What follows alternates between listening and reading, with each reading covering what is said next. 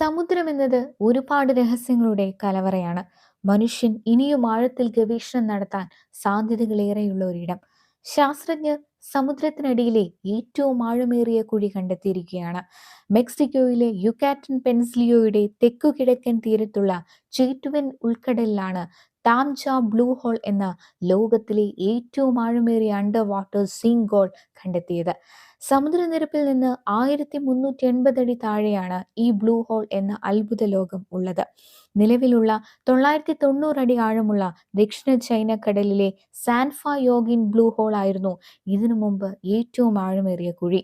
എന്നാൽ താംജ blue whole പൂർണ്ണമായും ഗവേഷണം നടത്താൻ ഇതുവരെ സാധിച്ചിട്ടില്ല.